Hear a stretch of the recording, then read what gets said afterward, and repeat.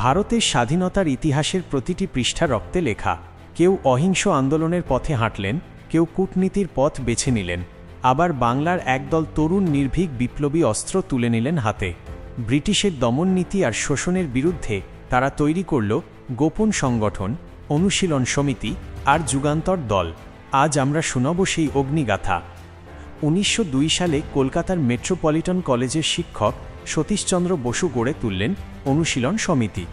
নাম শুনে মনে হতে পারে এটা শুধুই শরীরচর্চা আর চরিত্র গঠনের জায়গা, কিন্তু এর ভেতরে লুকিয়ে ছিল এক বিপ্লবী আগুন। তরুণদের শারীরিক ও মানসিক শক্তি বাড়ানোর পাশাপাশি তাদের মধ্যে দেশপ্রেমের বীজ বপন করা হচ্ছিল। খুব দ্রুতই এতে যুক্ত হন অরবিন্দ ঘোষ, বারীন্দ্র কুমার ঘোষ, বাঘা যতীন, প্রমথ মিত্র প্রমুখ। তারা জানতেন একদিন এই তরুণরাই ব্রিটিশের বিরুদ্ধে অস্ত্র হাতে নামবে। 1906 সালে জন্ম নিল যুগান্তর দল। নেতৃত্বে ছিলেন অরবিন্দ ঘোষ ও বারীন্দ্র ঘোষ। তাদের সঙ্গে ছিলেন উপেন্দ্রনাথ বন্দ্যোপাধ্যায়, হেমচন্দ্র কানুনগো, উল্লাসকর দত্তসহ আরও অনেকে। যুগান্তরের লক্ষ্য ছিল সোজা সাপটা, সশস্ত্র বিপ্লবের মাধ্যমে ব্রিটিশকে ভারত থেকে তাড়িয়ে দেওয়া। তারা গোপনে অস্ত্র মজুত করত, বোমা তৈরির প্রশিক্ষণ নিত এবং ব্রিটিশ শাসকদের উপর হামলার পরিকল্পনা করত। যুগান্তরের নাম ছড়িয়ে পড়ত এক গোপন পত্রিকার মাধ্যমে, যার নামও ছিল যুগান্তর। 1908 সালে মুজাফফরপুরের ম্যাজিস্ট্রেট কিংসফোর্ডকে হত্যার পরিকল্পনা করলেন ক্ষুদিরাম বসু ও প্রফুল্ল চাকি। তারা বোমা নিক্ষেপ করেন, যদিও লক্ষ্যভ্রষ্ট হয়। ক্ষুদিরাম ধরা পড়ে যান এবং মাত্র 18 বছর বয়সে ফাঁসির দড়িতে ঝুলে শহীদ হন। তার মৃত্যুর সংবাদে গোটা ভারত কেঁপে ওঠে। বাংলার প্রতিটি তরুণ তখন মনে মনে বলেছিল, আমরা ক্ষুদিরামের পথেই চলব। ক্ষুদিরামের আত্মত্যাগ যুগান্তর আর অনুশীলন সমিতিকে আরও উজ্জীবিত করল। এই সময় অনুশীলন সমিতির নেতৃত্ব নেন বাঘা যতীন। তিনি সংগঠনকে গ্রামে গ্রামে ছড়িয়ে দেন। তার বিশ্বাস ছিল ইংরেজদের সাথে সরাসরি যুদ্ধ করতে হলে সামরিক প্রশিক্ষণ অপরিহার্য।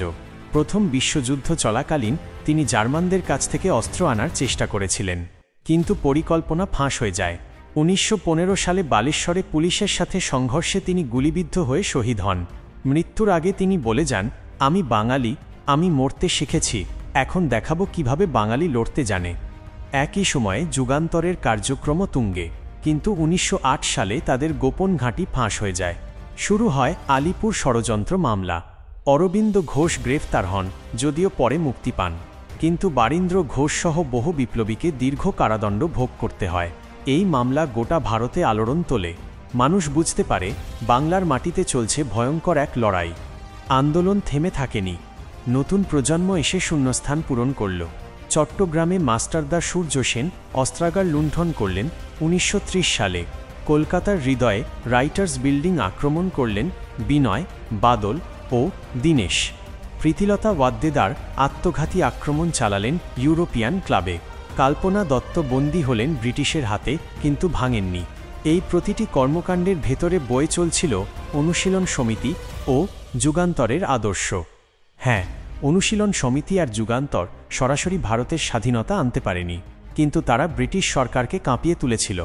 তাদের সংগ্রাম দেখেই নেতাজি সুভাষচন্দ্র বসু ও রাসবিহারী বসুর মতো নেতারা অনুপ্রাণিত হয়েছিলেন।